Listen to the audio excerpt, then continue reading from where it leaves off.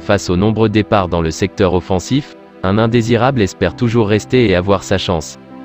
L'opération dégraissage du Barça pourrait prendre une tournure différente que ce qui était prévu.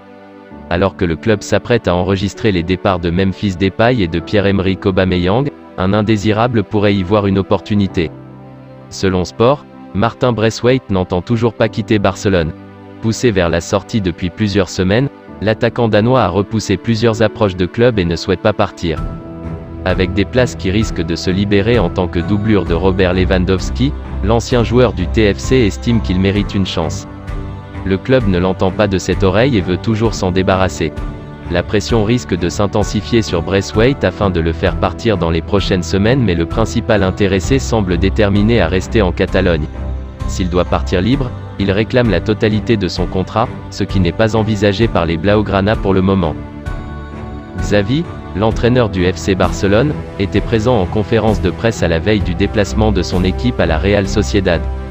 L'entraîneur a fait l'éloge de la situation de l'équipe, sur le départ et même sur autre chose. Découvrez sa presse dans cette vidéo. Tenu en échec par le Rayo Vallecano lors de la première journée, le FC Barcelone veut vite oublier cet accroc et prendre les 3 points sur la pelouse de la Real Sociedad. Xavi était présent à la veille de la rencontre en conférence de presse. L'occasion pour lui d'évoquer notamment les situations de Pierre-Emerick Aubameyang, Memphis Depay et Jules Koundé. Des propos rapportés par Sport. Le marché se termine le 31 août et nous ne savons pas ce qui va se passer.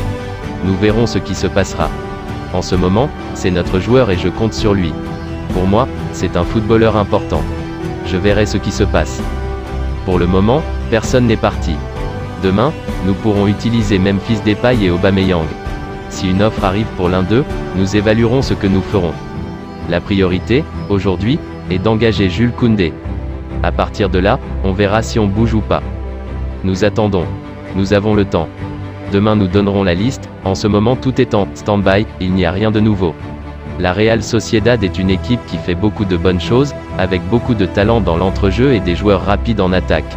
Les défenseurs centraux sont forts, coriaces, c'est une équipe compliquée à jouer, l'année dernière cela nous a coûté des points.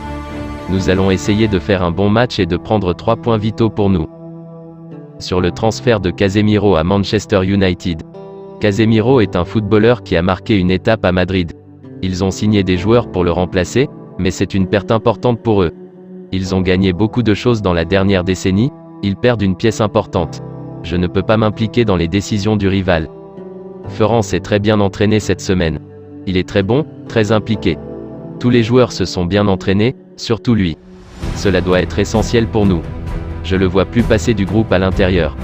Le malheur, c'est qu'il n'a pas encore pu obtenir de minutes, mais ça va être important, c'est sûr. L'entraîneur est revenu sur le match contre le Rayo. Il n'y a rien de facile. Nous sommes dans l'élite du football et nous devons porter le drapeau de l'humilité, du travail et du sacrifice. Cela ne change pas du jour au lendemain. Contre le Rayo, on méritait de gagner, on a fait un bon match, mais on a manqué d'efficacité. On a 1 point sur 3 et ce n'est pas un bon bagage.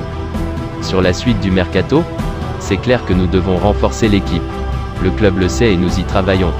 Nous avons le temps, et ce n'est pas une situation confortable pour les joueurs qu'on n'a pas.